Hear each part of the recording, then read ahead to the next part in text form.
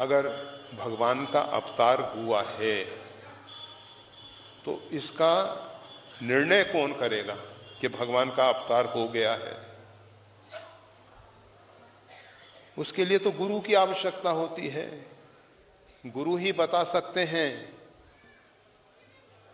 कि वास्तविक सत्य क्या है, तथ्य क्या है, परमात्मा ने भूमंडल पे अवतार लिया है या नहीं लिया है।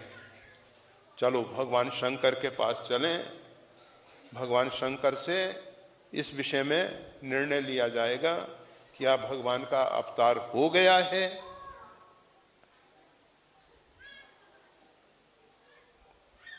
परंतु तब तक उसकी बुद्धि में फिर विचार आया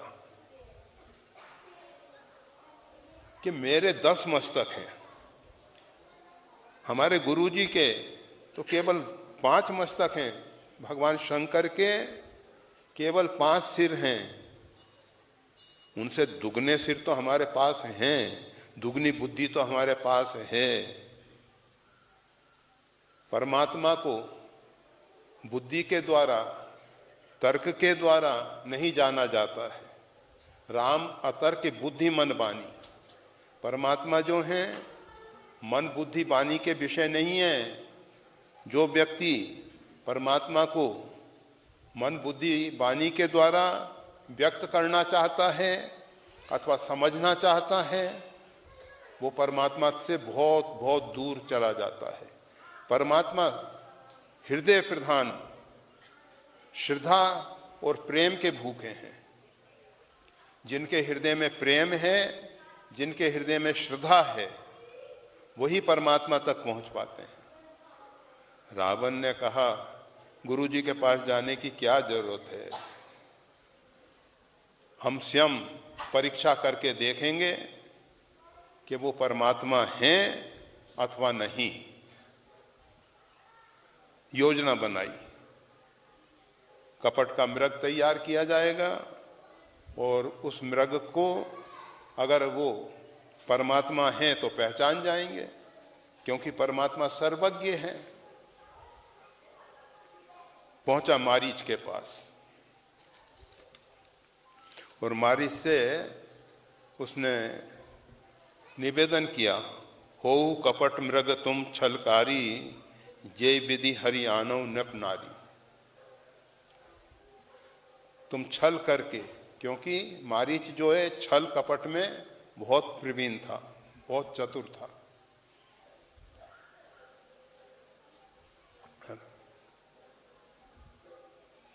उसने कहा तुमको ये शिक्षा किसने दी है? तुम्हारा कौन शत्रु है जो तुम्हारा विनाश चाहता है? मारीच कह रहा है। मारीच की बुद्धि उस समय सही है।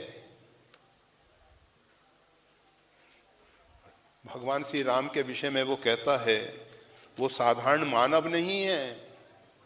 अगर थोड़ी देर के लिए मान लिया जाए मानव हैं, जो नर तात तत्पि अति सूरा, तो भी वो साधारण मानव नहीं है, अत्यंत वीर हैं। तीनों विरोध ना आए ही पूरा।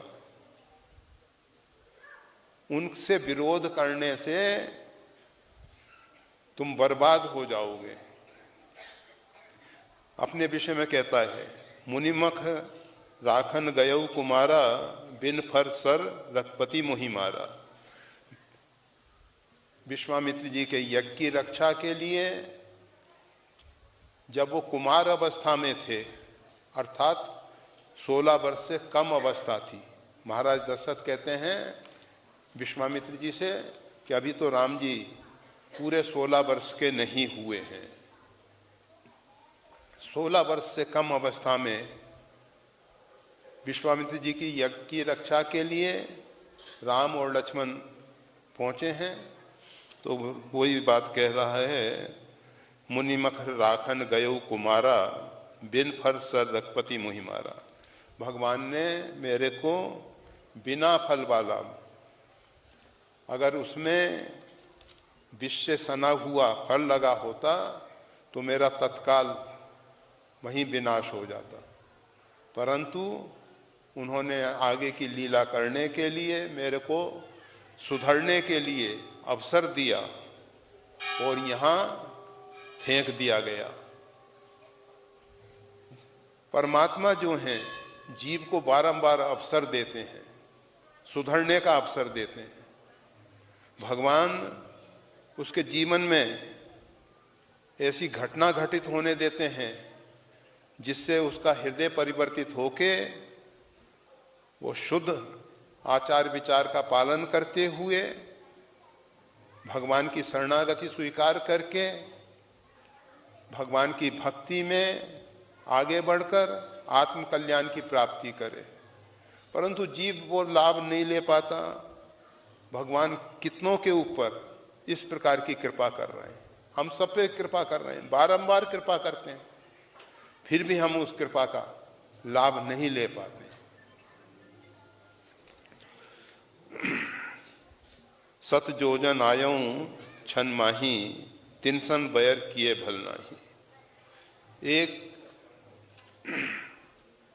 क्षण मात्र में 100 योजन दूरी पे इस स्थान पे मैं आके गिरा था और यहाँ रह के भगवान का भजन साधन कर रहा हूँ। अच्छा ये है, रावण से कह रहा है मारीच, अच्छा यह है कि तुम सीधे अपने लंका पहुंच जाओ और अपना राज देखो।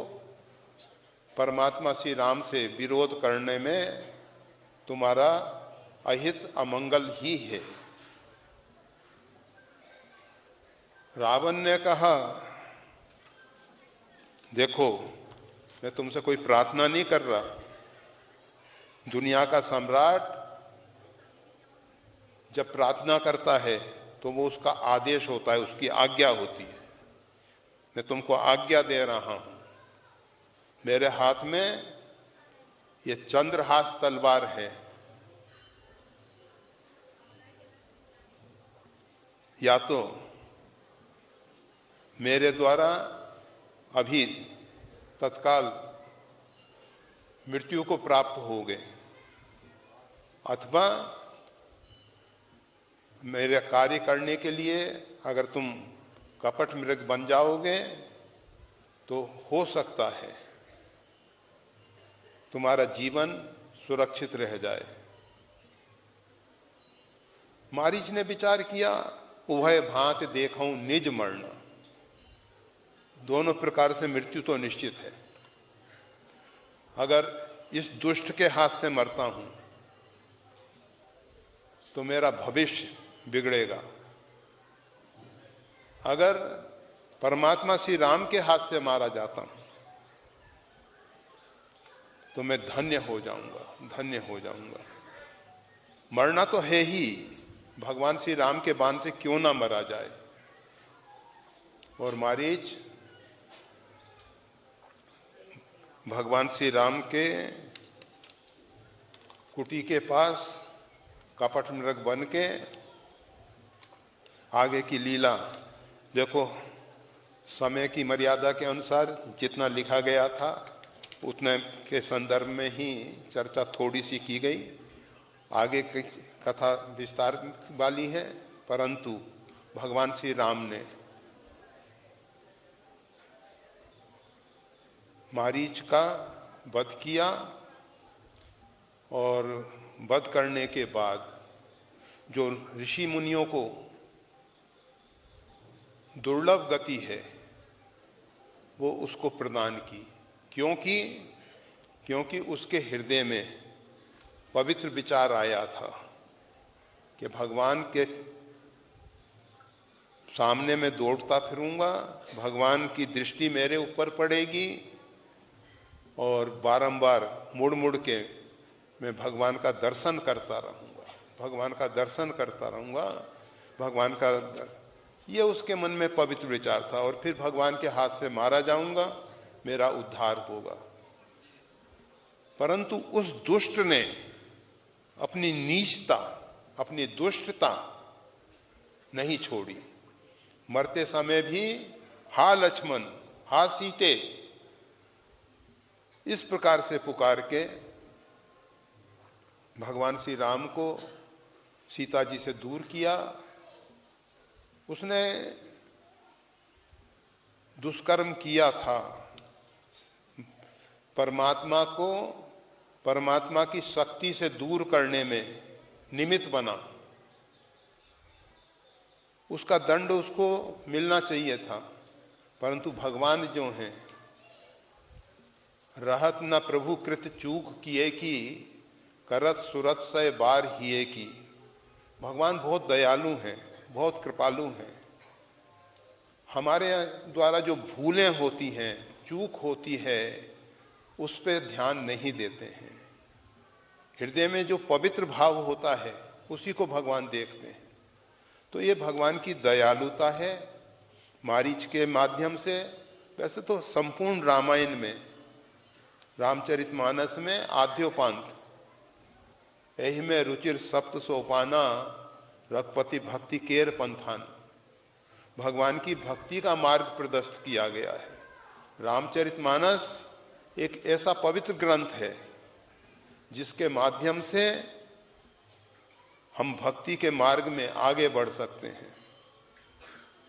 गोस्वामी तुलसीदास जी ने इस भूमंडल पे, संपूर्ण मानव जाति पे बहुत बड़ा उपकार किया है। विदेशों में भी बहुत से लोग रामायण का सहारा लेते हैं। ये शरीर लगभग 55-60 वर्ष से यहाँ राम टेकरी पे आता है। हमने देखा एक व्यक्ति रामायण का गुटका लेके गायों को चराने आया है। मतलब गायों को चराने आते हैं और उसके साथ भी रामायण जैसा पवित्र ग्रंथ साथ में है। तो ये ग्रंथ जो है वैसे तो सदैव अपने हृदय में रखने जैसा है, परंतु वो संभव ना हो सके तो रामायण का गुटका साथ में रखो और जब अवकाश मिले तब उसका स्वाध्याय करो। वीडियो देखने के लिए धन्यवाद। श्री गुरुदेव की वाणी का और ज्यादा लाभ लेने के लिए कृपया हमारे चैनल को लाइक और सब्सक्राइब करना ना भूलें। चैनल का लिंक डिस्क्रिप्शन बॉक्स में उपलब्ध है। जय श्री राम।